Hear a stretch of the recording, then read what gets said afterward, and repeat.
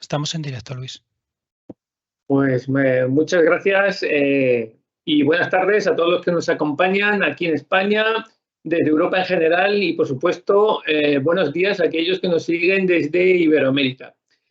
Como en todos los webinars, un caluroso abrazo a todos nuestros compañeros y amigos de la Red Iberoamericana de Protección de Datos, que recientemente tuvimos la ocasión de compartir unos momentos muy agradables juntos. A todos los que nos escucháis a este nuevo webinario, ya sabéis que estamos ya en la cuarta temporada de este ciclo de webinarios que se titula Mujer y Ciencia. Como ya hemos comentado muchas veces, estos webinarios vienen a dar respuesta y se enmarcan en los compromisos y objetivos que esta agencia ha suscrito en materia de responsabilidad social y sostenibilidad. Pues por estos webinarios, ya 4 temporadas, han pasado muchas grandes profesionales y científicas con un gran papel de liderazgo en innovación en muchos campos profesionales. Y hoy, en concreto, hoy tenemos la fortuna de contar con una doctora, la doctora Cristina del Real, que desde su visión, como profesora de gobernanza y de cibercrisis en la Universidad de Leiden, en los Países Bajos, pues nos va a hablar, nos va a ilustrar sobre la posibilidad de interpretar las brechas de datos como un tipo de cibercrisis.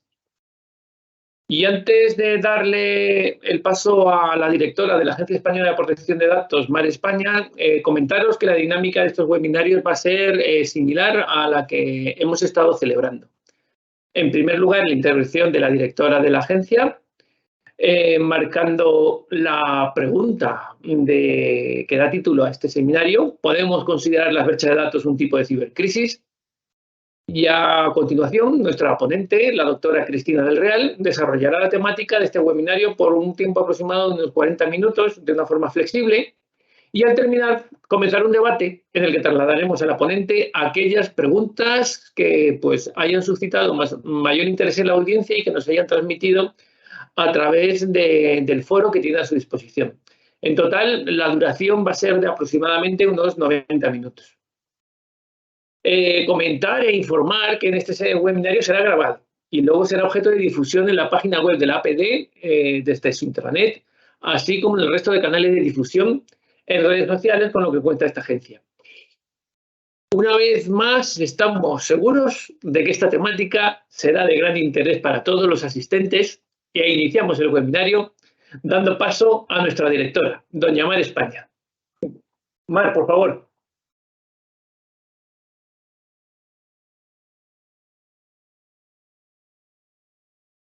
Bueno, buenas tardes a todos y a todas. Veo que estamos ya por 124 asistentes, más las personas que nos van a escuchar luego, porque, como ya sabéis, este webinario se queda grabado. Es una alegría, como directora de la agencia y como mujer, volver a dar la bienvenida a todos los que asistís de manera continua a este webinario. Vamos ya por la cuarta temporada de este ciclo y es un ejemplo más de los compromisos que ha adquirido la agencia dentro del plan de responsabilidad social y el desarrollo de los principios éticos, porque defendemos que la privacidad debe ir unida siempre de la mano de la ética. Todos sabéis que el Reglamento General de Protección de Datos plantea a los responsables y encargados de los tratamientos de datos personales la obligación de entender la seguridad no como algo que va a ser infalible, porque es posible que todas las entidades e incluso las personas físicas en algún momento de nuestra vida personal o profesional tengamos que sufrir una brecha de seguridad, sino como una protección, como decía, que antes o después puede verse quebrada y puede dejar a esas personas físicas y jurídicas ante riesgos que pueden afectarles en mayor o menor grado. Pueden ser riesgos que afecten de manera individual, incluso familiar, o a grupos o colectivos, o incluso a toda la sociedad en general. Y por esta razón, por el impacto de las brechas, el artículo 33 del reglamento exige la notificación de estas brechas a la autoridad de control. Cada vez estamos viendo un incremento de este número de notificaciones de brechas. Quiero volver a insistir y a lanzar un mensaje de tranquilidad y de confianza a las entidades públicas y privadas que nos transmiten estas quiebras de seguridad, porque en el 99% de los casos esas brechas se quedan en el análisis de la División de Innovación Tecnológica y solo en un 1% pasan a ser investigadas por la Subdirección General de la Inspección.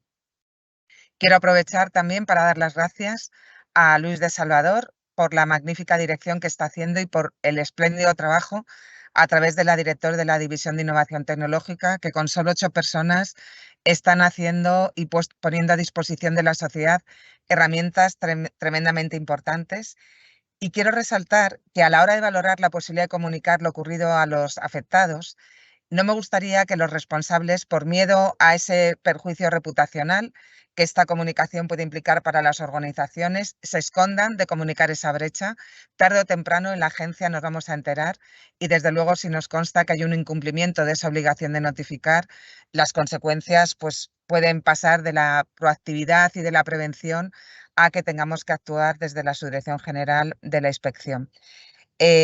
Por eso, ante ese conflicto interno, yo animo a que se rompa el miedo y se genere esa confianza en comunicar a la Agencia Española de Protección de Datos. Y sí que hemos podido comprobar que suelen ser una excepción, pero que hay veces que las brechas suponen un perjuicio grave para la vida y la integridad física y psicológica de las personas. Imaginémonos, por ejemplo, una brecha de seguridad en la base de datos de Biogen que custodia el Ministerio de Interior, donde el agresor, la expareja de la víctima, puede acudir y, por ejemplo, conocer la localización de la mujer.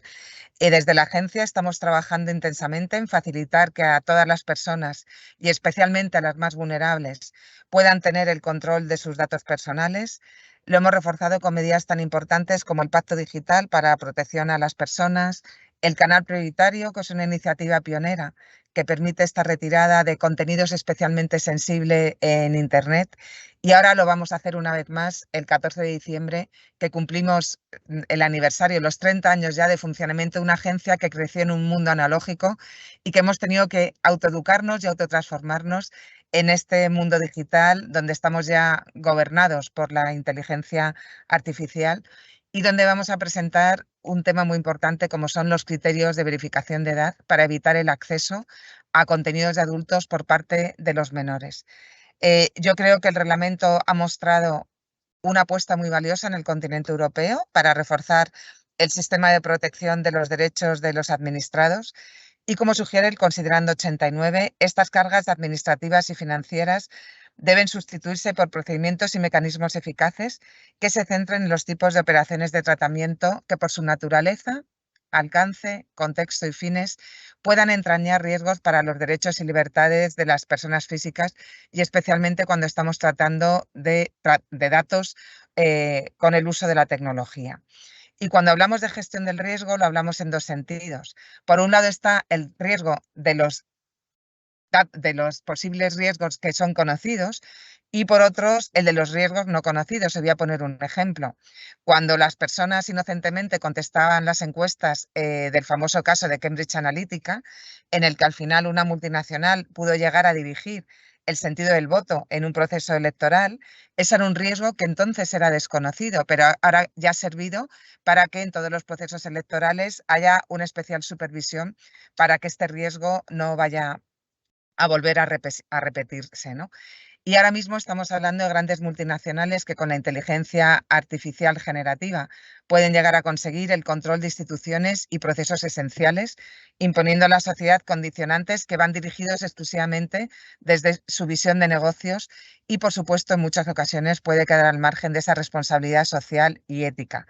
Estamos, en algunos casos, hablando de una guerra digital en que a veces los hackers intentan sobrepasar las barreras de los defensores de su legítimo espacio digital y robar ingentes cantidades de información de gran valor en la actualidad que luego se venden en la dark web. Y en este caso, como decía antes, el riesgo nunca es infalible y las defensas nunca son inexpugnables. Y el reglamento exige que tengamos en cuenta todos los riesgos que sea posible para poder evitar precisamente el éxito de estos atacantes de los datos de las personas. Vuelvo a insistir en la importancia y la obligación de notificar a la autoridad de control, la necesidad de poner en marcha que ya hayan probado las organizaciones, tanto públicas como privadas, esos mecanismos de gestión y esos protocolos de comunicación a la agencia. Es esencial una adecuada gobernanza que permita tanto al responsable como al encargado realizar esa gestión de brechas lo antes posible. Es decir, el reglamento marca un plazo de 72 horas, pero si se puede comunicar en 24 horas, mucho mejor, porque vamos a poder cumplir un principio básico del reglamento, ¿no? Que es el principio de la minimización y aplicar la privacidad desde el diseño en estos casos también. Pues para hablar de todo esto está con nosotros Cristina del Real. Gracias, Cristina, por tu generosidad en poder compartir tu experiencia y conocimientos como profesora de gobernanza de cibercrisis en el grupo de investigación y gobernanza de la ciberseguridad en el Institute of Security and Global Affairs de la Universidad de Leiden en los Países Bajos. Y hoy nos vas a hablar de la posibilidad de que las brechas de datos puedan interpretarse como una cibercrisis. Cristina tuvo el doctorado en el 2021 por la Universidad de Cádiz con una tesis sobre gobernanza de la ciberseguridad en España. Enhorabuena que tuviste premio extraordinario de doctorado y actualmente forma parte del proyecto Cyber Security by Integrated Design y lidera otros sobre gestión de crisis en organizaciones humanitarias. Qué importante esto también. Y sin más preámbulo, porque lo importante eres tú, Cristina, estamos aquí preparados para escucharte. Adelante. Muchísimas gracias por la presentación generosa. Yo voy a compartir unas diapositivas para, bueno, ayudar un poco a poner sentido a la presentación. Y me decís si las veis, ¿vale? A ver.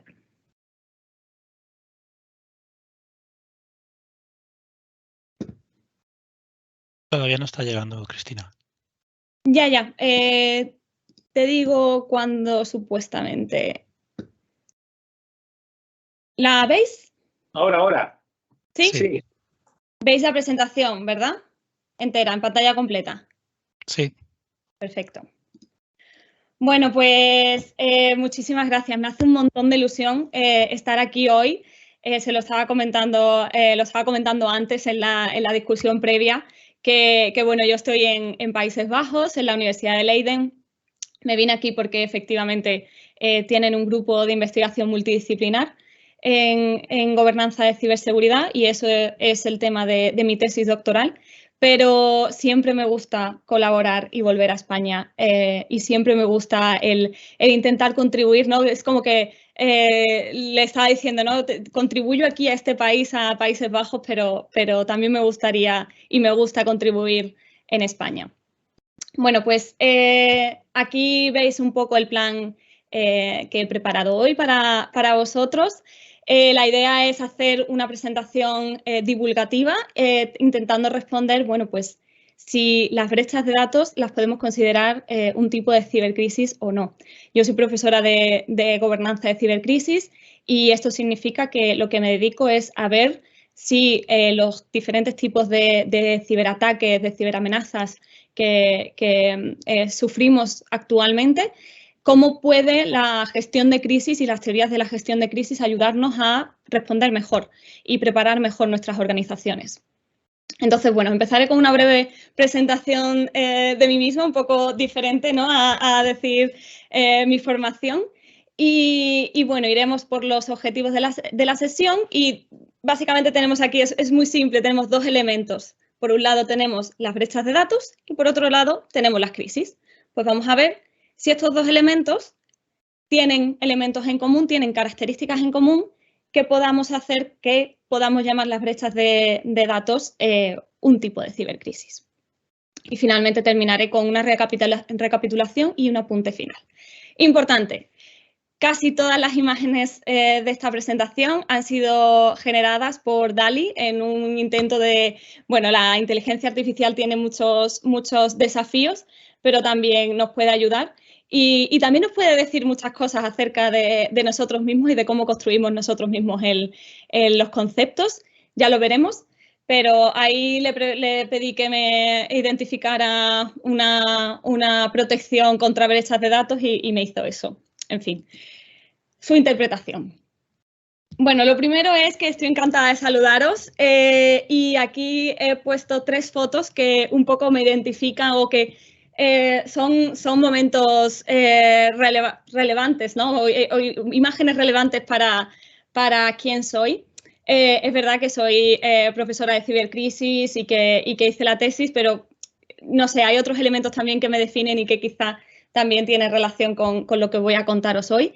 Y el primero es que soy de Sevilla, aunque esté aquí muy lejos en La Haya, y lo echo mucho de menos. Y en Sevilla estudié criminología, en la Universidad de Sevilla. Y eso, digamos que ha marcado mi carrera y marcado la visión que tengo acerca de las brechas de datos y la historia que voy a contaros hoy. Y lo veréis en adelante porque al final os voy a contar la historia, ¿no? sobre si podemos considerar las brechas de datos cibercrisis.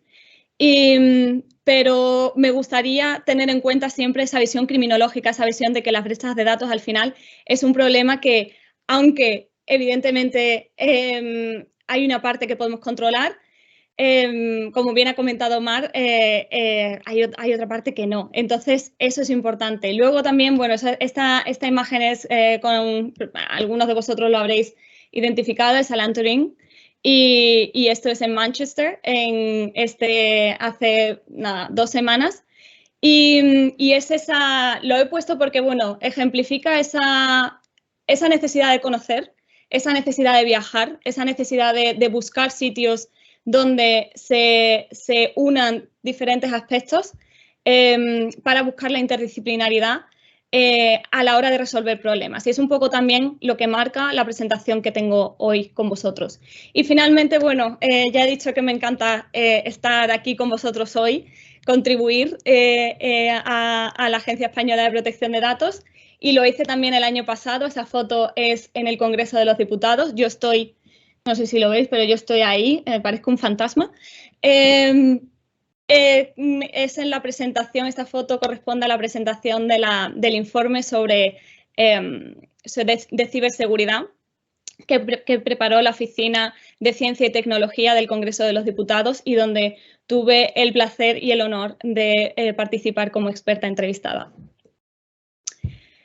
Pero bueno, estos son los objetivos de la sesión. El primero y fundamental es que después de esta sesión seáis capaces de identificar cuáles son las características de una crisis que podemos ver en las brechas de datos. Y un objetivo que también es importante y que lo he puesto como secundario, pero que va a estar a lo largo de toda la presentación, es comprender la complejidad de las brechas de datos, comprender la complejidad de las brechas de datos si las entendemos como cibercrisis. Y como cuando doy una clase o presentación, a mí me gusta empezar con una pregunta al público, sobre todo cuando tengo una pregunta tan clara, ¿no? ¿Son las brechas de datos cibercrisis? Bueno, lo primero que me encantaría saber es si vosotros pensáis que las brechas de datos son cibercrisis y por qué. ¿Por qué pensáis que las brechas de datos son o no son cibercrisis? Como no puedo interactuar con vosotros en ese sentido, he pensado que sería interesante incluir lo que dicen mis alumnos acerca de si las brechas de datos son cibercrisis. Y para ellos, al principio de la sesión, sin haber tenido ningún contacto previo con los conceptos de la gestión de crisis, ellos dicen que sí son crisis, sí afectan a datos importantes para la organización, si tienen consecuencias negativas para la organización y si las personas interesadas, los stakeholders, piensan que es una crisis. Y no van mal encaminados. Entonces, los dos elementos que tengo hoy para presentaros son brechas de datos y cibercrisis. Muy brevemente, entiendo que en la audiencia habrá personas que esto les sonará y sabrán mucho más que yo. Habrá otras que a lo mejor no. Entonces, bueno, para digamos, tener el mismo vocabulario durante esta presentación, me gustaría definir primero las brechas de datos. Y una brecha de datos, la definición como más simple o más común, es un incidente, hablo de brecha de datos online, es un incidente en el que se accede a información digital sin autorización. Existen otros tipos de definición de brecha de datos. En definiciones, sobre todo en academia, definiciones hay para todos los colores. Pero bueno, esta es la definición que yo voy a utilizar hoy. Una brecha de datos es un incidente en el que se accede a información que está recopilada de forma, y resguardada de forma digital y se accede sin autorización. Y esto incluye pues, datos sensibles, protegidos, datos personales, muy importantes, o confidenciales de alguna forma. E implica la transmisión, copia, visionado, robo o uso de esos datos. Para poneros un ejemplo, os traigo aquí el ejemplo de Equifax, la brecha de datos que sufrió Equifax en 2017. En 2017, Equifax, para aquellos que no lo conozcan, Equifax es una empresa en Estados Unidos, ya conocéis, en Estados Unidos suelen endeudarse bastante y para hacer estos informes acerca de la salud financiera de las personas, Equifax se encarga de hacer este tipo de informes sobre la salud financiera de las personas en Estados Unidos. Y en 2017 sufrieron una crisis, una brecha de datos muy grande que afectó a aproximadamente unos 143 millones de consumidores en Estados Unidos. Para que os hagáis una idea, aproximadamente un 40% de la población estadounidense se vio afectada por esta brecha de datos. Estamos hablando de datos de todo tipo, números de la seguridad social, fechas de nacimiento, direcciones, licencias de conducir. En algunos casos, creo en unos 200.000 casos, también se vieron comprometidos los números de las tarjetas de créditos de los consumidores. Esto es un ejemplo de brecha de datos. Esta empresa, para desarrollar esos informes de la salud financiera de los consumidores, necesita recopilar una cantidad de datos muy grande, datos financieros, y cuando sufre una brecha de datos, cuando los atacantes acceden al sistema y acceden a esos datos, pues se produce una brecha y la pregunta es si esto es una crisis o no es una crisis. Sobre las brechas de datos hay muchas clasificaciones.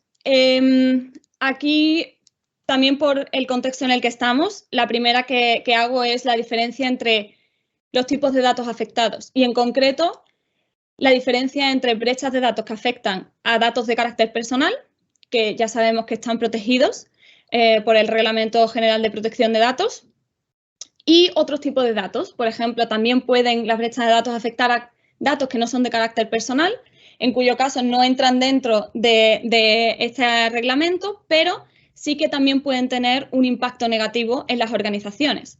Estamos hablando, por ejemplo, de datos de propiedad intelectual. Aquí os pongo un ejemplo de una brecha de datos que se produjo en Intel, que era aproximadamente unos 20 gigabytes de información confidencial acerca de código y información sobre cómo diseñar sensores de diferentes empresas fueron robados. También puede afectar a datos secretos gubernamentales o militares, puede afectar a información operacional. Por ejemplo, ahora estamos viendo estamos viendo el auge, y en el futuro quizá se convierta en algo mayor, el auge de ataques de envenenamiento de datos. Especialmente esto afecta a las inteligencias artificiales generativas. Y es básicamente, bueno, pues el ataque consiste en los sets de datos y esa información con la que se entrenan los modelos de inteligencia artificial, los manipulo para que lleguen a conclusiones erróneas. Pues ese sería otro tipo de ataque que afecta a datos que no son de carácter personal, pero que también tienen implicaciones muy, muy relevantes. Y he hablado de cuáles son los tipos, digamos, según los tipos de datos, y ahora me gustaría hacer la diferencia entre brechas de datos que son de carácter intencional y brechas de datos que se producen por causas no intencionales. En inglés esto es súper fácil porque en inglés hay una diferencia entre security and safety. Security es todo lo que es intencional, safety es lo que es no intencional. En español no tenemos esa diferencia entre los conceptos de seguridad, no es tan clara, pero al final la diferencia es que hay unas brechas de datos que se producen pues porque hay unos atacantes que están ahí intentando acceder a esos datos y lo hacen a través de diferentes vías de ataque, por ejemplo, un phishing attack, también lo pueden hacer a través de malware, de virus, de otro tipo de malware como el ransomware, un hacking, un insider threat, una persona dentro de nuestra organización que accede a esos datos y los publica o da acceso a otros atacantes. Todos esos son de carácter intencional. Pero luego también las brechas de datos se pueden producir por errores, ya sea errores humanos. Se habla mucho de la concienciación en ciberseguridad y esto es que los empleados sepan y adquieran prácticas para proteger sus dispositivos electrónicos en el entorno laboral para que no sufran brechas de datos. Y también depende, también es la gente que está ahí encargado en los departamentos de seguridad de la información que están encargados de proteger los dispositivos dentro del entorno laboral, pues pueden cometer también errores. Y eso puede llevar a producir brechas de datos. Errores en el sistema, han comentado la privacidad por el diseño, eso significa diseñar tecnologías que incluyan mecanismos de protección de la privacidad, pero estos sistemas ya sabemos que son complejos y que pueden fallar. Entonces, los errores en los sistemas también pueden ser una causa de brecha de datos o pérdida de dispositivos. Hay muchos tipos de factores no intencionales que pueden dar lugar a una brecha de datos. Pero la información importante que a mí me gustaría dejar clara aquí no es tanto la categoría, ¿no? Que a los académicos nos gustan mucho las categorías, pero no es tanto esa categoría, sino la idea de que en la mayoría de las brechas de datos, en realidad se da una combinación entre la seguridad, la security y la safety. Normalmente ambas han fallado. Es decir, normalmente se produce una brecha de datos porque hay una combinación entre un atacante que quiere acceder a mis sistemas con algún problema, algún error que se comete en la organización. Y os pongo un ejemplo. Es el caso que ya hemos visto de Equifax. En el caso de Equifax se descubrió una vulnerabilidad en un marco de desarrollo de código abierto para diseñar unas aplicaciones, pues se descubrió una vulnerabilidad en marzo de 2017. El 7 de marzo la Apache Software Foundation publica el parche para intentar solucionar esa vulnerabilidad. El 9 de marzo se le dice a Equifax que debe aplicar el parche, pero no lo hacen. Y el 15 de marzo se le realiza un escáner a los sistemas de Equifax donde curiosamente no se detectan cuáles son esas vulnerabilidades. Los atacantes, el análisis forense dice que los atacantes entraron el 10 de marzo en los sistemas de Equifax, pero no hicieron nada hasta mayo de 2017, donde empezaron a filtrar los datos. Y no es hasta el 29 de julio que se descubre en Equifax, en los sistemas de Equifax, que el certificado de clave pública, que es algo que se utiliza para cifrar el tráfico y, por lo tanto, poder detectar si hay alguna intrusión, no se había renovado por no sé cuántos meses, creo que 8 o 9 meses. Se debería haber renovado, pero no se renovó. Eso que tuvo como consecuencia que los atacantes estuvieron dentro del sistema de Equifax sin que fueran detectados. Gracias a eso, pues pudieron estar dentro del sistema y no ser detectados hasta julio, agosto, más o menos a agosto y creo que hasta septiembre de 2017.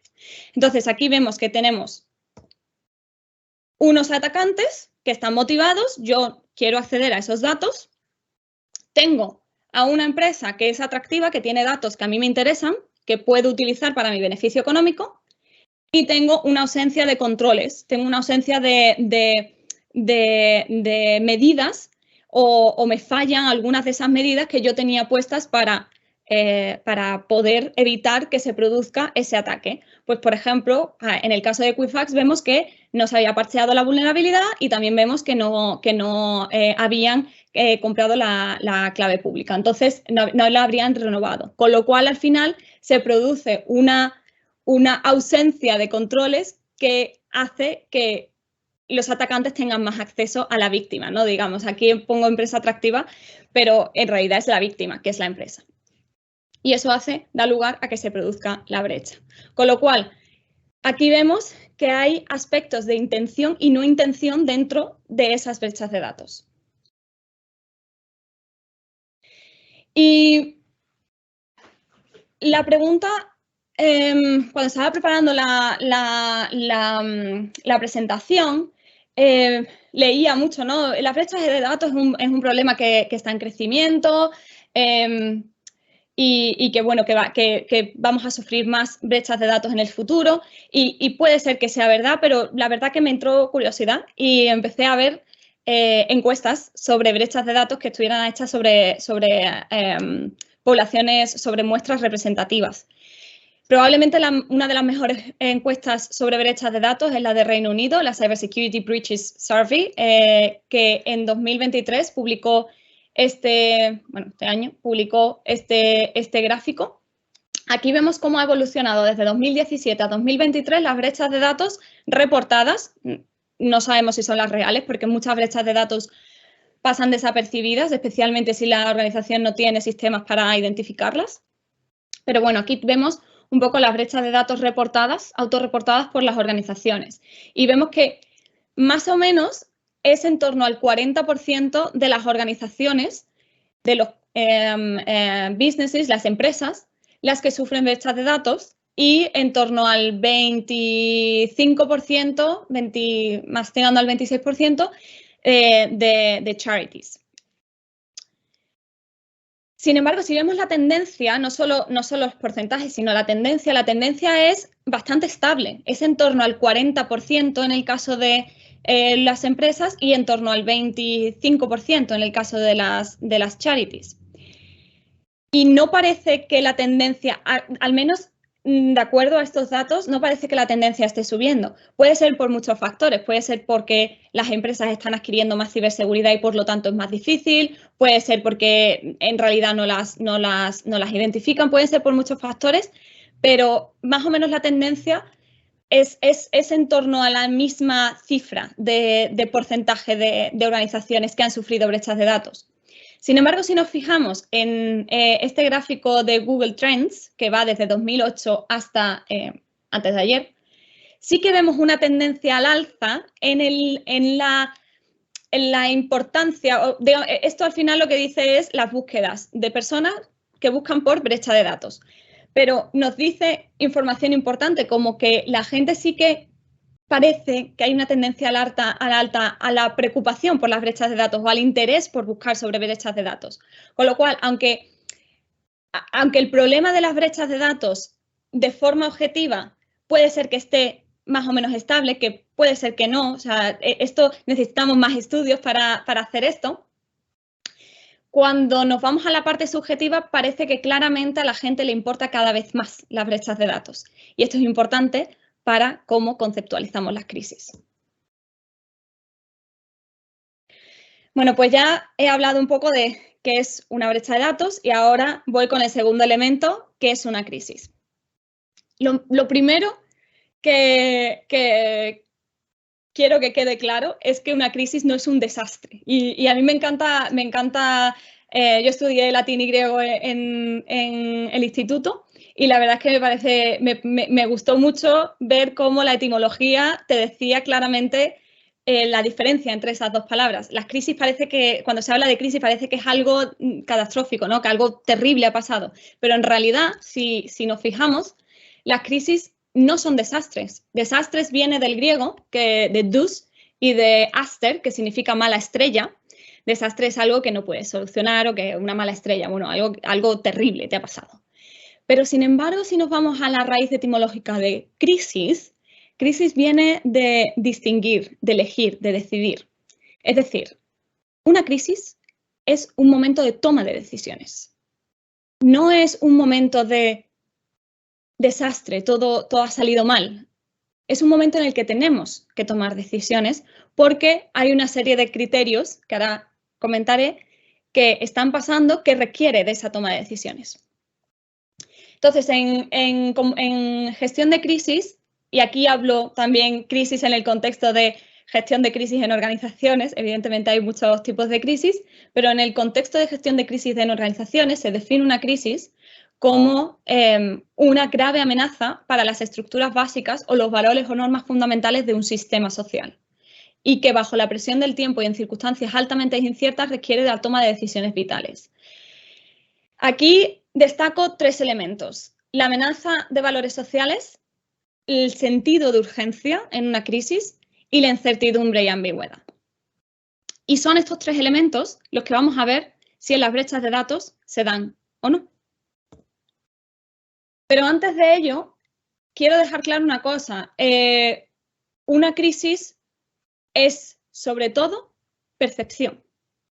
Una crisis es acerca de cómo interpretamos la situación que estamos viviendo y cómo actuamos en consecuencia. Y aquí pongo un ejemplo también generado por ChatGPT. Me parece muy interesante. En la primero le dije que hiciera una imagen de un hospital durante la pandemia de COVID y me dio esto. Y en el otro le dije que representara el cambio climático y me dio esto. Y este ejemplo se lo pongo yo a mis alumnos para decir, vale, ¿el cambio climático es una crisis o no es una crisis? En realidad, quizás el problema del cambio climático con respecto, por ejemplo, a la crisis del coronavirus, es ese sentido de la urgencia, ese sentido de que algo va a pasar, si no hacemos algo, mañana va a pasar algo catastrófico.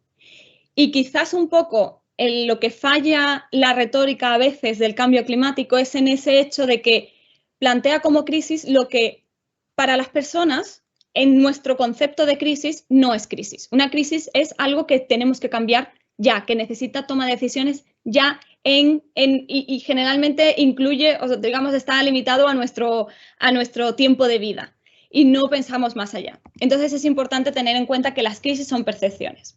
Entonces, si consideramos que las brechas de datos son una crisis, entonces tenemos que comprobar que las brechas de datos presentan una amenaza grave a nuestros valores, necesitan de toma de decisiones bajo la presión del tiempo y están en un contexto de altamente incierto.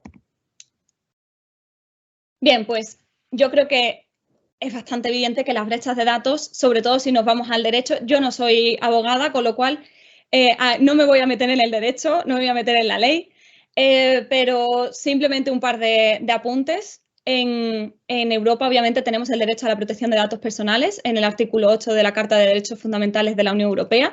Si la brecha de datos afecta a los datos personales, obviamente tenemos un montón de legislación que nos dice esto es un valor de la Unión Europea, esto es un valor también en otros, la privacidad es un valor también en otros países, con lo cual, en principio, sí, las brechas de datos cumplen este criterio de amenaza en valores sociales.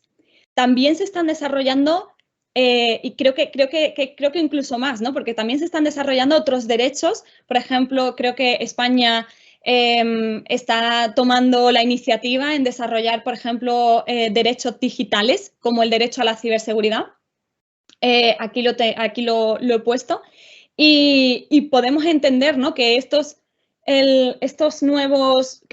las brechas de datos afectan a esos nuevos derechos, a esos nuevos valores que estamos adquiriendo a través de la digitalización, porque las personas reflexionamos acerca de nuestra vida digital y entonces adquirimos unos nuevos valores.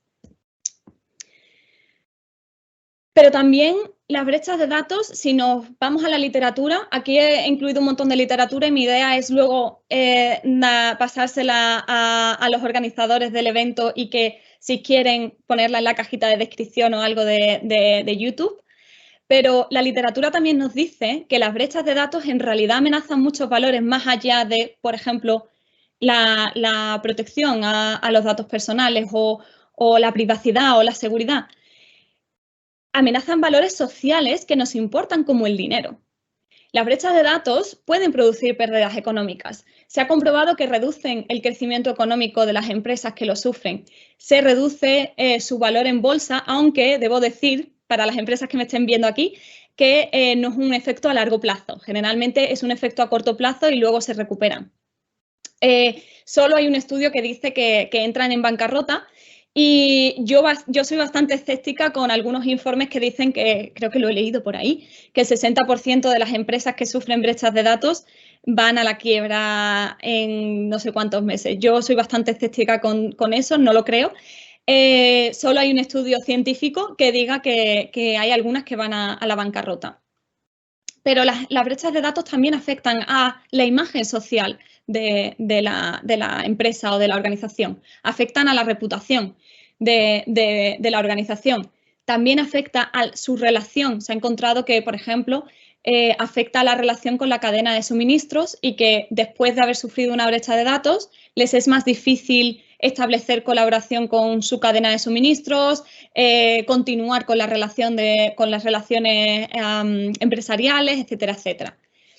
También se ha encontrado que las brechas de datos producen pérdida de confianza en los clientes cuando las sufren, cuando los clientes se enteran de que la empresa ha sufrido brecha de datos, pero un poco también apoyando al mensaje de la directora anteriormente.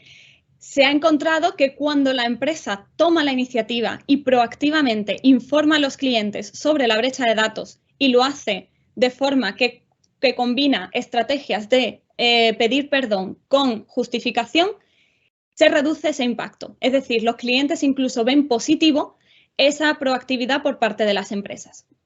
Lo podemos hablar si queréis luego en el Q&A.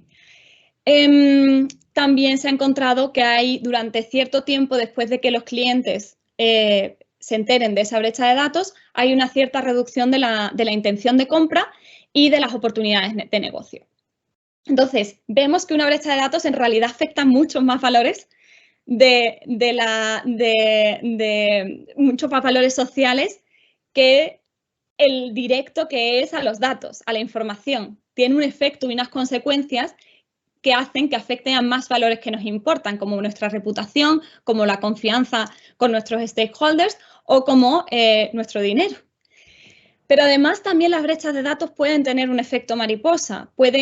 Se ha encontrado un spillover effect en industrias que han sufrido ciertas brechas de datos y entonces cuando una empresa sufre la brecha de datos hay veces que se afecta a toda la industria, a la visión que se tiene sobre esa industria. Imagínate, no estoy hablando de esta, pero imaginaos, por ejemplo, que un hotel sufre una brecha de datos muy grande y resulta que la pérdida de confianza afecta a otras cadenas hoteleras. Esto se ha encontrado que en algunos casos pasa. Pero además, las brechas de datos pueden tener consecuencias ciberfísicas, lo que comentaba antes del envenenamiento de sets de datos con los que se entrenan los modelos de Machine Learning en inteligencia artificial. Eso puede llegar a que esos modelos en el futuro lleguen a conclusiones erróneas que tengan efectos ciberfísicos. Pensad, por ejemplo, en un coche automático, autónomo, perdón, un coche autónomo. Un coche autónomo que si ha sido entrenado con unos determinados datos que son erróneos o que han sido atacados, puede llegar a conclusiones que al final pongan en riesgo la vida de las personas en carretera. Entonces, ¿amenazan valores sociales? ¿O no? ¿O no? En cibercrisis, uno de los problemas que nos encontramos los académicos es que la gente, aunque sí que parece que hemos construido, ¿no?, nuestro discurso sobre, está claro que las brechas de datos amenazan valores que son sociales que nos importan, recordad que lo que dije al principio, el concepto de crisis depende de la percepción. Y nuestra percepción depende de cuánto importante veamos esa amenaza y cuánto de grave la percibamos. Y lo que se ha encontrado con las brechas de datos, por ejemplo, es que la privacidad, los datos, son algo abstracto. Son algo que la gente no visualiza. No es como el COVID. Yo te pongo una foto de la gente muriéndose en los hospitales. Eso genera sensaciones en todo el mundo. Genera emoción, genera rechazo, genera sensación de esto hay que solucionarlo inmediatamente. Es emocional, lo percibimos por los sentidos. El problema de las cibercrisis, el problema de las brechas de datos como cibercrisis, es que no las podemos percibir tan fácilmente por los sentidos. Y esto tiene consecuencias a nivel de comunicación y a nivel de cómo gestionamos. Y tiene consecuencias a nivel de cómo tenemos que trabajar con la comunicación de esas brechas de datos y trabajar tanto con las empresas como con los ciudadanos para comunicar por qué son importantes. Porque lo que se ha demostrado es que como no son estímulos visuales, no están acompañados de estímulos visuales, la gente no le da tanta importancia. Entonces, ¿las brechas de datos amenazan valores sociales? Sí, pero son más complejas de captar, digamos, por las personas y eso trae una serie de consecuencias. El siguiente elemento afectan a valores sociales y hemos discutido por qué sí y por qué no. El siguiente elemento es si son urgentes. Y para poneros un ejemplo de si son las brechas de datos urgentes o no, aquí os he traído dos ejemplos. Primer ejemplo, la brecha de datos que sufrió SWIFT, en concreto empezó en Bangladesh. Y en este caso los atacantes obtuvieron credenciales legítimas de SWIFT con la pasarela de pago con la que se puede pagar y gracias a eso pues consiguieron robar 101 millones de dólares. Evidentemente podéis imaginar que cuando los directivos de SWIFT descubrieron esta brecha de datos y este ataque, tenían ese sentido de urgencia, de necesitamos resolver esta crisis ya. Hasta la fecha, creo que solo se han recuperado 18 millones de esos 101 millones de dólares que se robaron. Pero otro ejemplo, probablemente uno de los mayores ejemplos de ataque que ha habido a datos y en general. Bueno, este ataque es un ataque que afectó a muchos países, afectó a muchas empresas y básicamente, digamos, no fue en el sentido de una brecha de datos de que se filtraron esos datos, tanto como el hecho de que no se podían acceder a esos datos, no se podía acceder a esa información, los sistemas se cayeron totalmente. Y esto se dio en el conflicto de Rusia y Ucrania. Grupos prorrusos liberaron el NotPetya, un tipo de ransomware, pero diferente, que básicamente tenía como objetivo el borrar los sistemas de las infraestructuras de Ucrania. Era como una especie de... Querían hacer una especie de bomba nuclear, pero ciber. Consecuencia, se le fue de las manos y afectó a muchísimas empresas, afectó a muchísimos países, causó, ahí lo tenéis, 10.000 millones de dólares en pérdidas. Y, por ejemplo, la empresa Maersk, que es una empresa de transporte y creo que es una empresa que controla un quinto del transporte marítimo en el mundo, tardó una semana en volver a sus operaciones y tardó meses en recuperarse. Tuvo sus operaciones totalmente paradas. De hecho, sí, hay un artículo de Wired que está súper bien y te explica un poco desde el punto de vista de los que sufrieron este ataque, cómo fue el que sus ordenadores se apagaron por completo y no podían acceder a ninguna información y tuvieron que irse a casa. Les dijeron, iros a casa porque es que no se puede hacer nada, la empresa está totalmente parada. Entonces, en esa situación sí, tenemos sentido de la urgencia, pero es así.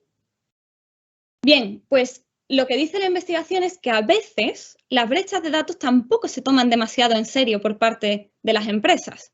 Hay incluso empresas que, dependiendo del tipo de datos, si son, por ejemplo, datos como un email o cosas que están como más aceptadas, que pueden estar digamos que se pueden filtrar, casi ni se preocupan por la brecha de datos. No tienen ese sentido de urgencia de resolver la brecha de datos. Precisamente por eso quizás es importante intentar concienciar, ¿no?, de la importancia de las brechas de datos, porque efectivamente hay veces que no tenemos esa concienciación de lo importante que es. Y también, también se ha encontrado que cuando no tienen el riesgo de ser expuestos a la opinión pública, cuando nadie se va a enterar de que he sufrido una brecha de datos, tampoco tienen ese sentido de urgencia. Y eso les lleva a que a veces no resuelven el problema de raíz, no hacen un adecuado análisis del problema. Y por último, el último elemento de las brechas de datos sería si son inciertas o ambiguas. Y aquí la literatura sobre gestión de crisis lo que habla es de que las crisis que son inciertas y ambiguas porque, en primer lugar, son transfronterizas. Y esto pasa también con el ejemplo de las cibercrisis. Las cibercrisis generalmente son transfronterizas, es muy difícil ponerle, digamos, fronteras a cuándo empieza y cuándo termina, afectan a diferentes organizaciones, afectan a diferentes países y digamos que afectan a sistemas cada vez más complejos. De hecho, una de las cosas que se ha encontrado en la investigación y en la literatura es que las empresas que son más grandes, más complejas y tienen sistemas interconectados más complicados, sufren más brechas de datos, normal, porque un sistema complejo es mucho más difícil de controlar que un sistema más simple. También son inciertas porque a veces es complicado identificarlas y entenderlas. Suelen tener múltiples causas. Acordaos del ejemplo que hemos visto antes, cuando el no parchear una vulnerabilidad, con el no renovar la clave pública, con el no tener un buen sistema de escaneo de los sistemas. Todo eso produce al final que combinado se produzca la crisis, se produzca la brecha de datos, junto con obviamente los atacantes, porque sin atacantes no tenemos nada. Entonces, todo eso al final produce la crisis y la brecha de datos. Con lo cual, es incierto porque desde el punto de vista de la persona que tiene que tomar decisiones dentro de la organización sobre qué hacer una vez descubro que mi organización ha sufrido una brecha de datos,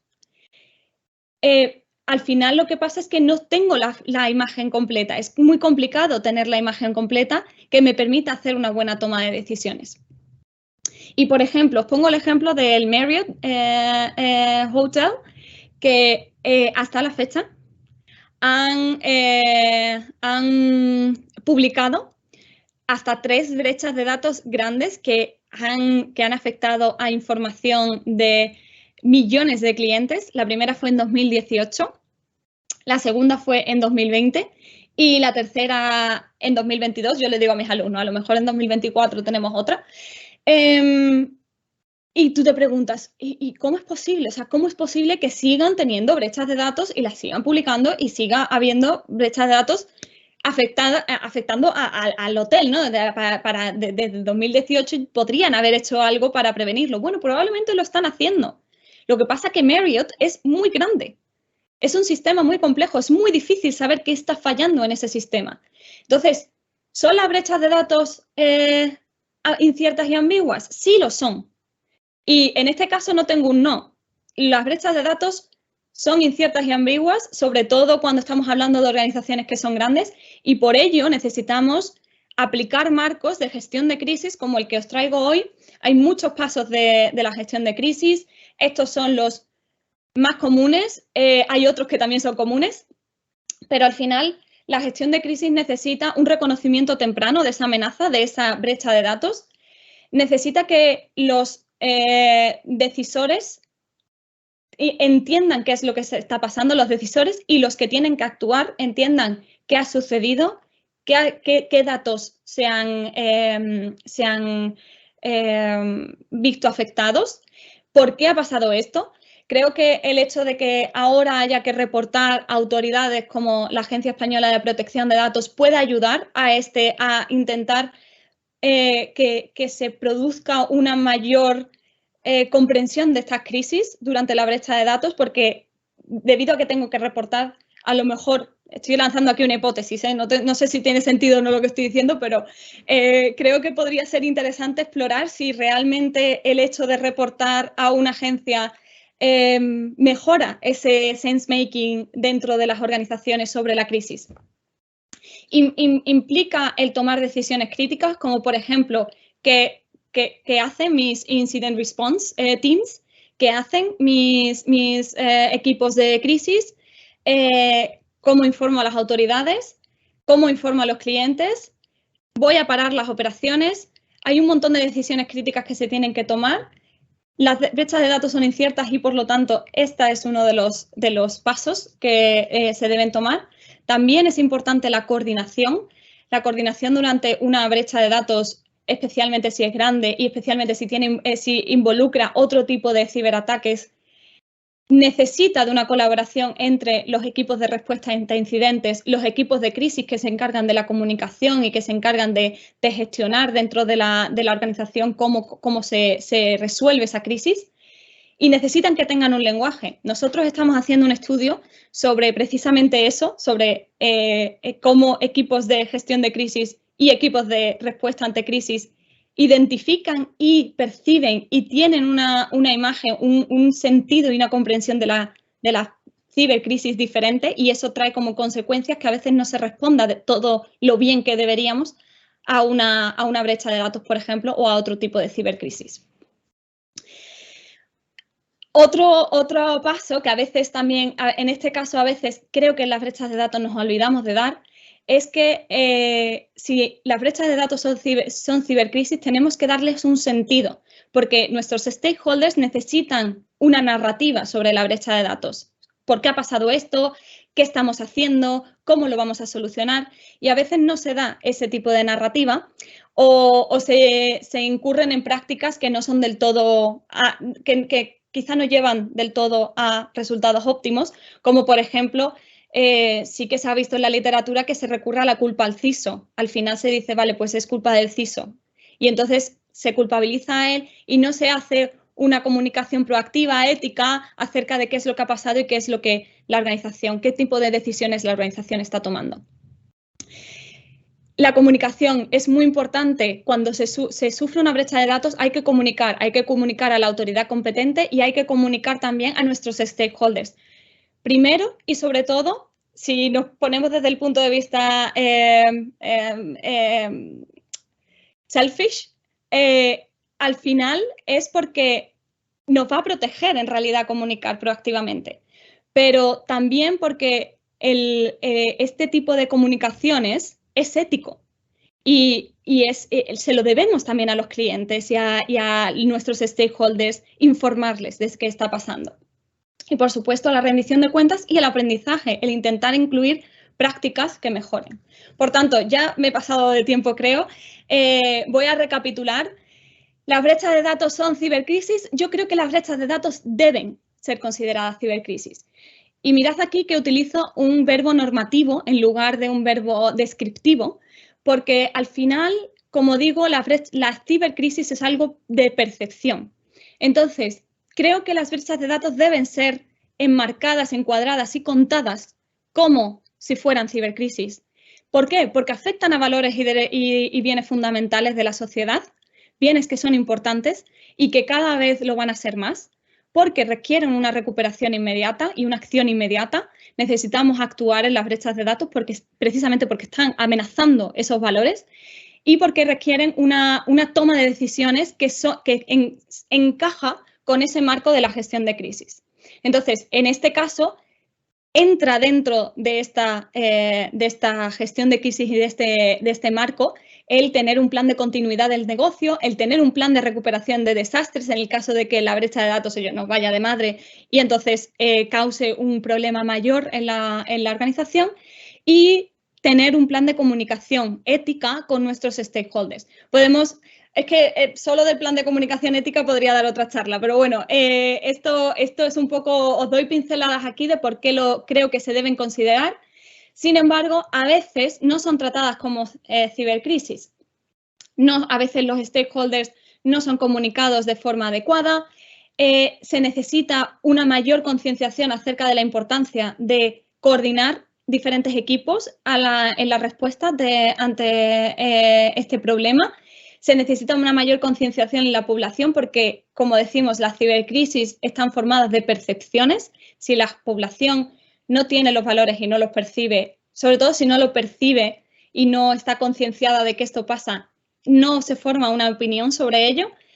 Es importante también concienciar a los líderes. Una de las cosas que vemos en cibercrisis es que a veces la gente que está trabajando en la organización sí está preocupada, pero los líderes no, o no terminan de entenderlo. Entonces es importante que toda la organización esté alineada, entendiendo bien qué es una brecha de datos y qué consecuencias puede tener para mi organización. Y finalmente, y ya lanzo aquí la puya, digamos, la idea es importante hacer, por ejemplo, simulaciones de cibercrisis. Podríamos hacer una simulación de gestión de brecha de datos en España. Aquí en Países Bajos se llama Isidor. No es específicamente de brecha de datos, en general de simulación de ciberataques, pero bueno, al final casi todos los ciberataques involucran algún tipo de datos, con lo cual tiene sentido, ¿no? Y ya para finalizar, un apunte final. Le he dicho a ChatGPT que literalmente le he dicho, crea una imagen que represente la complejidad del ciberespacio, y me ha creado esto. Con esto lo que quiero decir es que es recalcar lo que se ha dicho al principio de esta charla. El ciberespacio es muy complejo. Como veis, me ha dibujado un mundo. Yo no le he pedido que me dibuje el mundo, pero me ha dibujado un mundo hiperconectado. ¿Qué quiere decir? Estamos hiperconectados, las organizaciones están hiperconectadas. Hay organizaciones que tienen sedes en múltiples países, que tienen sistemas muy diferentes, que tienen conexiones con otras organizaciones y con otros agentes sociales muy, muy variadas y muy complejas. ¿Y eso qué hace? Que nos hace más vulnerables. Esa complejidad nos hace más vulnerables. Pero quiero que digamos, abracemos esa complejidad en el sentido de es muy difícil no sufrir una brecha de datos, con lo cual, por favor, no significa que sufrir una brecha de datos sea siempre que nos centremos en el hecho de que ha habido alguna ausencia de controles o ha habido algún problema por parte de la organización. Al final, una brecha de datos, si no hay atacantes motivados que quieren acceder a esos datos, en muchos casos no se produce. Entonces, digamos, sí, pongamos el foco en protegernos, pero siempre tener en cuenta que hay una parte que es la parte de los cibercriminales que quieren acceder a estos datos, que no, digamos que la culpa al final es de ellos y no de las empresas, que al final las empresas son víctimas, igual que los clientes, igual que los stakeholders. Y con esta idea un poco me despido. Creo que me he pasado un poco de tiempo, pero bueno, espero que os haya resultado interesante. Y como empecé con una imagen de Sevilla, termino con una imagen de La Haya. Pues estupendo, muchísimas gracias, Cristina. Ha sido muy interesante tu exposición y ha levantado cierta expectación precisamente en las cuestiones que se plantean. Como son varias las cuestiones, las voy a ir intentando agrupar los temas. Vale. Nos han presentado algunas preguntas y también relativas a algunos casos de brechas de datos personales que se han producido en España.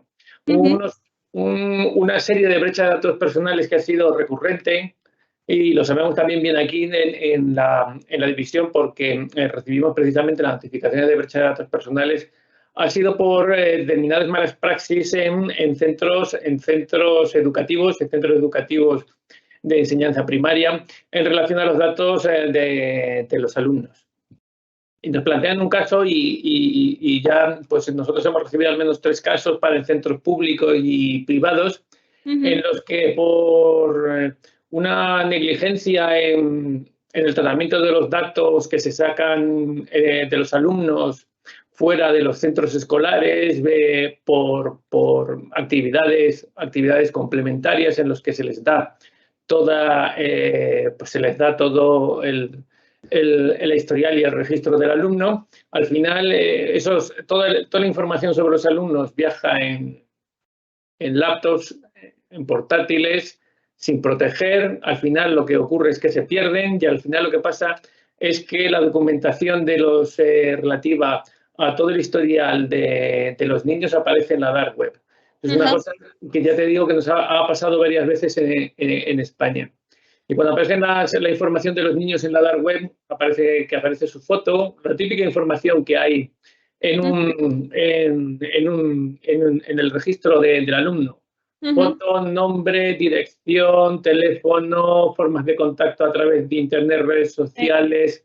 Aparecen sus horarios, si van en autobús, cuándo van a estar, o sea, las coordenadas espaciotemporales de los alumnos, etcétera. Entonces, en relación a ese tipo de casos, ahí me preguntan si no tienes la impresión de que esto es una crisis muy difícil de revocar. Si no opinas que ¿qué medidas se pueden tomar ya una vez se ha producido eso? Cuando los datos de tu propio hijo que los pueden localizar tanto física como digitalmente. Y que crea además, cuando es en un mismo colegio, una crisis en un marco geográfico a lo mejor que es más o menos limitado, pero también podemos hablar de un marco social limitado. ¿Tú qué opinas sobre esa concepción de crisis que se puede tener en ese momento? Bueno, o sea, si nos vamos a la pura definición que he dado de crisis, evidentemente yo creo que es una crisis, ¿no? Es una crisis porque efectivamente está amenazando un valor social fundamental, que es la privacidad de los menores. Creo que en eso coincidimos todos y que al final es un tipo, creo que dentro de las crisis que se dan, es un tipo de crisis que es fácil que genere esa emoción que decía que a veces faltaba, ¿no? Dentro de un buen ejemplo para estudiar diferentes tipos de respuesta emocional ante diferentes tipos de cibercrisis. Pero efectivamente, o sea, es una crisis porque amenaza esos valores sociales, es una crisis porque parece ser que necesita claramente una respuesta urgente y es incierto en el sentido de que no sabemos quién ha colgado esos datos, qué se ha hecho con esos datos, qué se puede hacer con esos datos. Podemos intentar recuperarlos y quitarlos de la dark web. Todas esas preguntas, ¿no?, que se haría una persona que tiene que tomar las decisiones, hacen que efectivamente tenga también ese sentido de urgencia y ese sentido de incertidumbre. Entonces, claramente es una crisis. ¿Qué se puede hacer para ello? Yo creo, o sea, la parte técnica no la sé, yo me dedico a tema de gobernanza de crisis, es decir, ¿qué se puede hacer cuando hay una crisis a nivel de, por ejemplo, de comunicación de la crisis? Lo que se ha encontrado es que, por ejemplo, me funciona muy bien el tema de las compensaciones. En este caso, lo que pasa es que, claro, poner un precio a la información de tu hijo éticamente es muy difícil. Creo que es muy importante. Creo que en este caso ayudaría mucho un marco de comunicación de crisis ética, que es con el que se están desarrollando aquí en Holanda, que es básicamente poner a la persona que ha sufrido en el centro, a la víctima en el centro. La víctima en este caso es claramente el menor. Y ponerle al menor en el centro y ver cuáles son las necesidades que tiene ese menor y cómo se pueden paliar de la forma mejor que podamos, cómo se pueden paliar las necesidades de ese menor. Y, por supuesto, comunicarlo y que ellos lo sepan. O sea, eso es lo primero, que las víctimas y las familias de esos menores sepan que esto se ha producido. Pero creo que es una crisis reputacional para la institución educativa. Y creo que al final, más allá de responder directamente a esa crisis, es necesario que la institución educativa aprenda y haga cosas para que eso no pase. Por ejemplo, que tenga prácticas de ciberseguridad mejores, más claras, y luego que tenga planes planes en los que describa si esto pasa, qué va a hacer. Porque al final eso es el plan de recuperación de desastres. Entonces, y en ese plan se describe quién es el responsable, de qué y qué es lo que hace cada responsable en qué situación, dependiendo del escenario. Estupendo. Muchas gracias por tu contestación. Nos están poniendo también casos basados en ejemplos. Recientemente, en el marco con los conflictos que ahora se viven en Oriente Medio, ha habido una brecha de datos que ha aparecido en los medios y que también se ha notificado a la agencia porque afecta también a ciudadanos españoles, en las que una empresa de genética, de las que te dan información en relación con tus ancestros, ha tenido una vulneración de datos. Entonces, lo que nos encontramos es que hay unos señores que han publicado listas de ciudadanos europeos en los que teóricamente aparece una traza genética con un componente racial, en este caso semítico. O sea, que son judíos y están siendo señalados ellos y en el fondo también están siendo señaladas sus familias como posibles objetivos en el marco de este conflicto que estamos viviendo. Eso es una brecha de gran impacto y que además está muy vinculada al contexto del tratamiento que tenemos. El contexto social ha cambiado entre antes de este conflicto y ahora que nos encontramos en este conflicto. En los marcos de gobernanza se tiene en cuenta de que en los tratamientos que están tratando, en particular datos personales, se tienen que enfrentar a cambios de contexto social, como los que hemos visto aquí en el caso del conflicto en Oriente Medio, o el que estamos viendo, por ejemplo, o ha pasado también en el caso el que has nombrado tú, el de la guerra entre Rusia y Ucrania.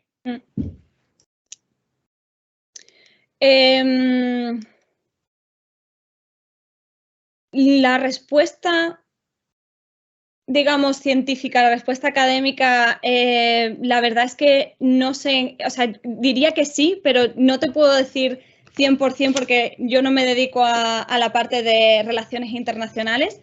Creo que esto sería una pregunta súper relevante para mis compañeros de relaciones internacionales que están aquí, porque al final yo lo que me dedico es, vale, la empresa o la institución que le ha pasado esto, cómo está gestionando este problema. Pero el problema que ha causado, que es un problema que se están identificando una serie de personas, perdona, ¿las personas se identifican como están en territorio europeo o dónde?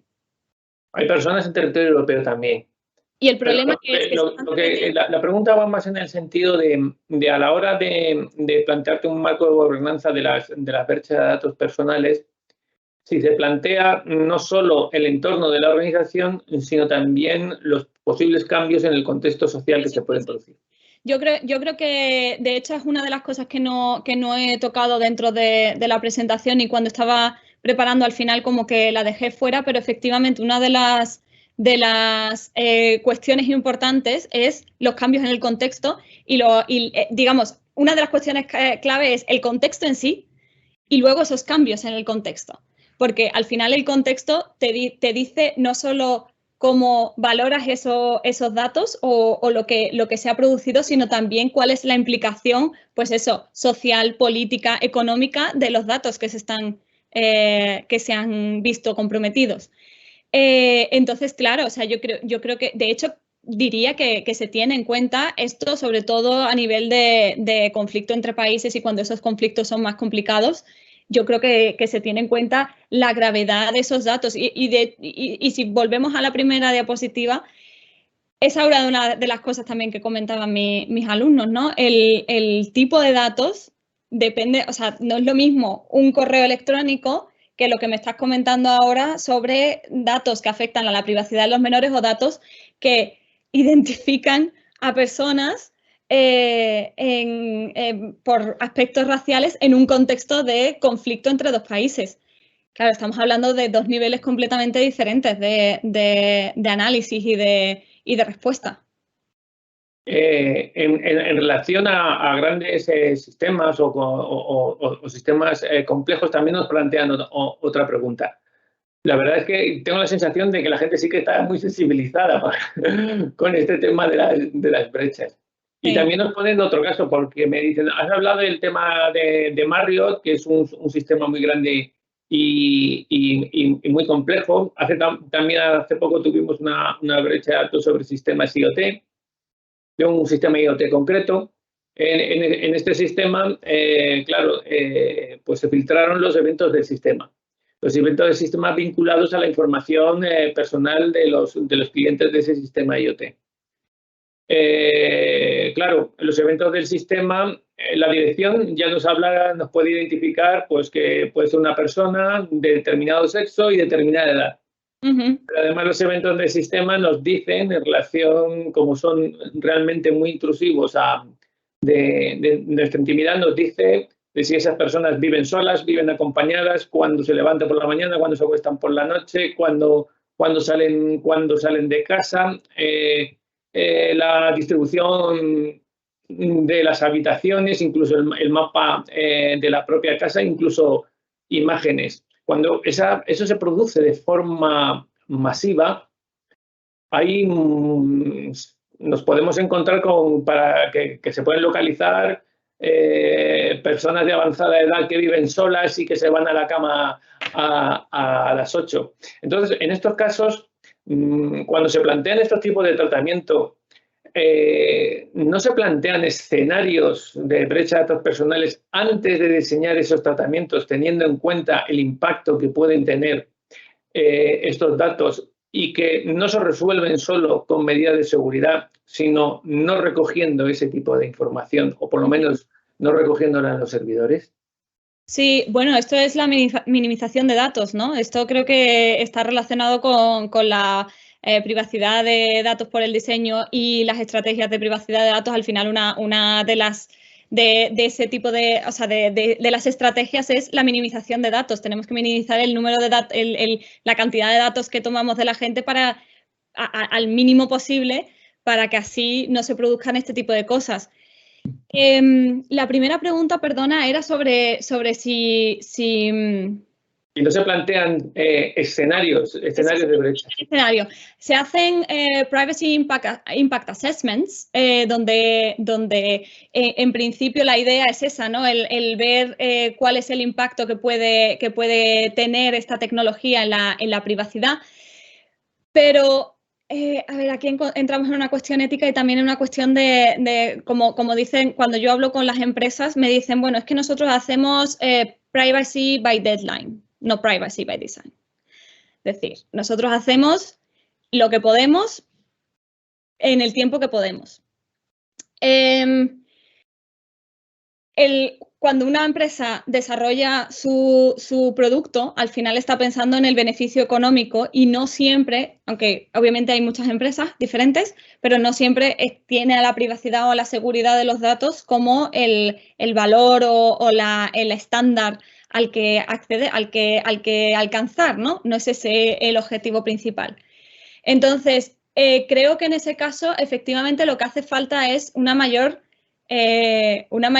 desarrollo de toda, iba a decir concienciación, pero no, yo creo que necesitamos en general un desarrollo de todo el sistema académico, de agentes, de organizaciones públicas, de todos los agentes y stakeholders que estamos interesados en este tema, en desarrollar mejores mecanismos para, uno, hacer que no se recopilen datos innecesarios y, dos, efectivamente hacer que se preocupen porque esos datos estén protegidos y que se haga una evaluación del impacto potencial que pueden tener esos datos. Luego también te digo, bueno, yo estoy hablando aquí como, luego también digo, ¿no? Que yo creo que hay veces que digamos, o sea, tú puedes identificar un poco que, por ejemplo, el caso que me habéis puesto antes, el de lo genético y entonces que eso se filtre y que eso dé la casualidad de que esté en un conflicto entre dos países y que por lo tanto pueda llevar a comportamientos de grupos racistas, etcétera, etcétera. Es verdad que se puede predecir, pero este tipo de cosas pueden pasar también, porque como digo, estamos en un sistema complejo en el que este tipo de cosas son muy difíciles de prever. Puedes decir, bueno, pues no recopilamos información genética, también, pero ahí está también el coste-beneficio que quieras hacer acerca de lo que vas a recopilar y del servicio que quieras ofrecer. Entonces, ¿cuáles eran las probabilidades de que justo se dé esto en un conflicto? Eso es algo que hay que hacer evaluaciones, ¿no?, de impacto, pero que puede ser complicado de prever, creo. Muchas gracias por la respuesta. Son preguntas un poquito complicadas y algunas me están haciendo ir complicada también. Otra persona me pregunta sobre, con relación a los casos de los ataques de ransomware en los hospitales y algunas empresas de seguros, me comenta que recientemente también le ha pasado de ir a farmacias que han tenido un ataque en sus sistemas y como todo estaba informatizado eran incapaces de venderle un solo medicamento. Y se pregunta, ¿en estos modelos de gobernanza no son conscientes de que puede haber una brecha? Dice que no está hablando de volver a la edad de piedra ni a las máquinas de escribir, pero que por lo menos sí hay que tener dispuestos mecanismos alternativos no digitales porque tenemos que ser conscientes de que hay brechas. Eso no se debía plantear en los modelos de gobernanza. Es el plan de continuidad de negocio. Un plan de continuidad de negocio lo que te dice es eso. Un plan de continuidad de negocio lo que te dice es, vale, yo he sufrido esto. En este caso en el que he sufrido, por ejemplo, lo que comenta, ¿no?, de la farmacia, he sufrido un ataque que me hace imposible acceder a los datos de mis clientes en una farmacia. Vale, tú tienes que tener un plan de continuidad de negocio donde se diga, vale, esos datos, cuál es el backup que se le ha hecho, dónde están almacenados esos datos, hay una copia física que podamos acceder en caso de que haya un total desastre. Es que, de hecho, me gusta mucho esta pregunta, ¿no?, porque coincide con una de las viñetas que le pongo a mis estudiantes, que es una viñeta, ¿no?, de una empresa que está sufriendo un ciberataque. Y todo el mundo está como totalmente poniéndose las manos en la cabeza y todo el mundo dice, bueno, pero ¿dónde está el plan de continuidad del negocio? En el ordenador que ha sido atacado. Entonces no podemos acceder al plan de continuidad del negocio porque está en el sistema al que no podemos acceder. Con lo cual hay que pensarlo todo. Un plan de continuidad del negocio efectivamente incluye todo, incluye qué responsabilidades, incluye dónde vamos a tener los datos, qué hacemos, cuál es la alternativa en este caso, en este otro, en este otro. Eso es un plan de continuidad del negocio y efectivamente todas las empresas, sean pequeñas, medianas, grandes o multinacionales, necesitan ese plan de continuidad del negocio porque esto puede pasar. Aquí hay alguien que me está pidiendo la viñeta. Bueno, escriban y yo encantada de comentar y también de escuchar esos casos que algunos la verdad no los conocía y me parecen súper interesantes y me parece que si los podéis compartir también nos enriquece nosotros académicos y podemos hacer investigaciones luego con este tipo de casos, ¿no?, para ver cómo se responde mejor a este tipo de casos. Hay otra pregunta, me estoy dando prisa en hacerte las preguntas porque parece que hay mucho interés, que hablan de una sentencia que dijo un John Chambers, el CEO de Cisco, que decía que había dos tipos de empresas, las que han sido hackeadas y las que aún no saben que han sido hackeadas. Y de hecho también la doctrina del Tribunal Supremo de España establece que las medidas de seguridad es una obligación de medios, pero no una obligación de objetivos, de cumplir la seguridad total. De hecho, has hablado también de parches, de continuamente implementar parches que resuelven las vulnerabilidades pasadas, pero que no sabemos si resuelven las futuras o que incluso están abriendo abriendo nuevas brechas. ¿No tendríamos que hablar que ya nuestros sistemas son inseguros desde el diseño? Sí, qué guay la pregunta. Creo que... mira, es que claro, ha tocado un montón de temas, ¿no? Efectivamente, creo que vivimos más en inseguridad, ¿no? que en seguridad. Y por desgracia depende mucho del usuario el que esté incluso más seguro o menos seguro. El ser capaz de identificar cuando hay un email con un phishing o identificar cuando hay un enlace que por ahí no.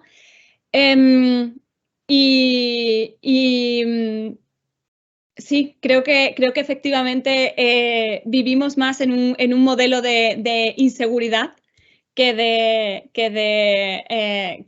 al final el diseño, ¿no? de la seguridad. Entonces, bueno, sí. Es que no, es que sí. Como todavía me quedan más minutos, hay una reacción a una contestación que has hecho, y es en relación al caso de la genética.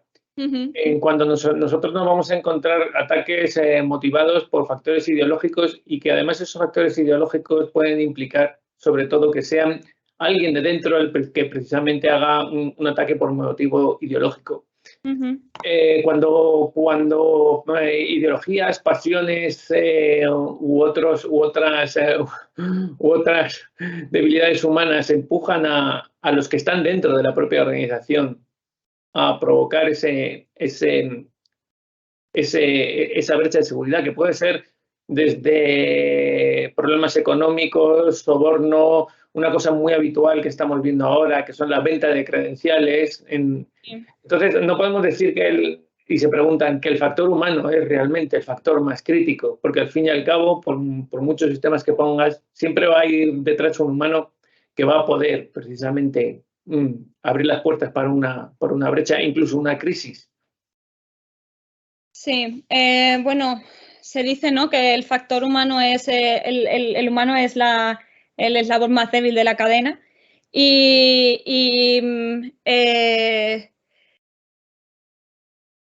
efectivamente, una de las cosas que se ve cuando se hacen estudios sobre las causas de las brechas de datos, uno de los factores que más sale como causa de brecha de datos es el factor humano, ya sea porque porque es un comportamiento no intencionado, que hay insider threats que son los que se llaman los bien intencionados insider threats. Te conviertes en una amenaza aun cuando no quieres.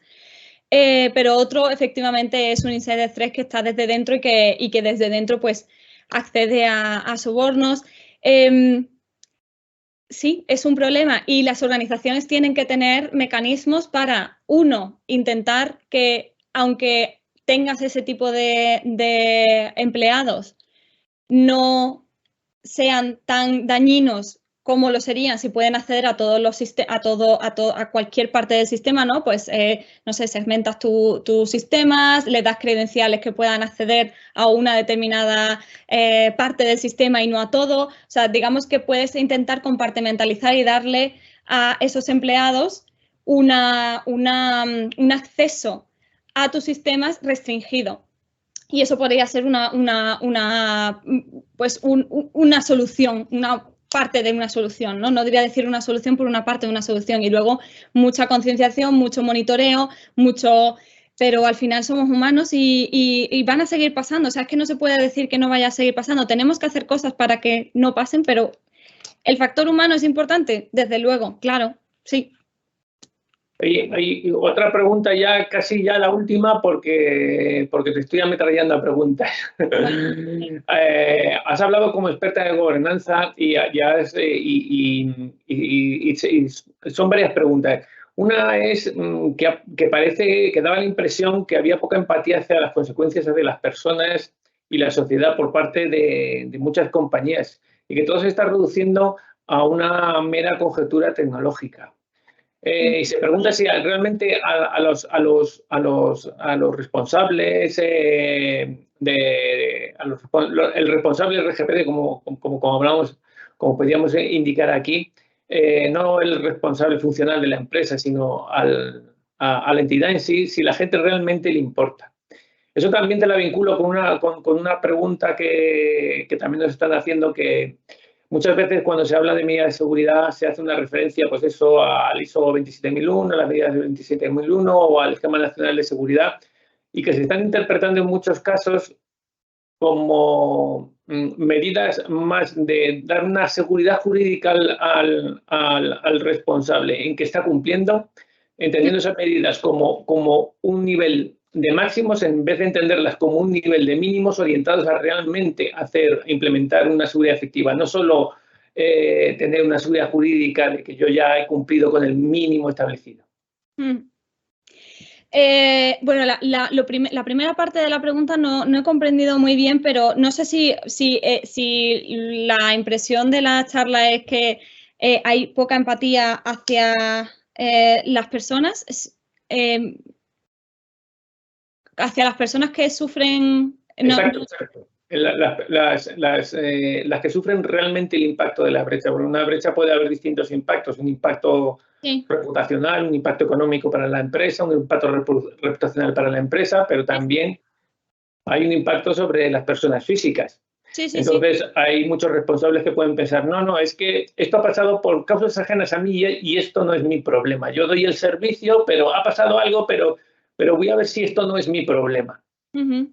No, yo creo que al contrario. De hecho, lo que pasa es que no he podido profundizar más, ¿no?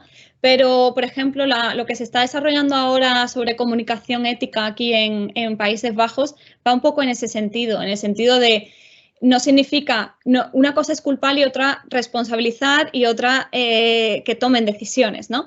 Entonces, culpar quizás no sea la palabra, pero sí responsabilizar. Y, por supuesto, tiene que haber una persona que dé la cara por la brecha de datos que se ha producido y que responda ante los stakeholders.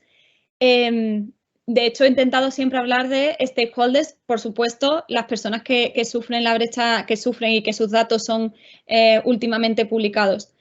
La comunicación de crisis ética lo que dice es tenemos que poner a las personas que sufren, las personas cuyos datos se han violado, en el centro de la comunicación y en el centro de la acción.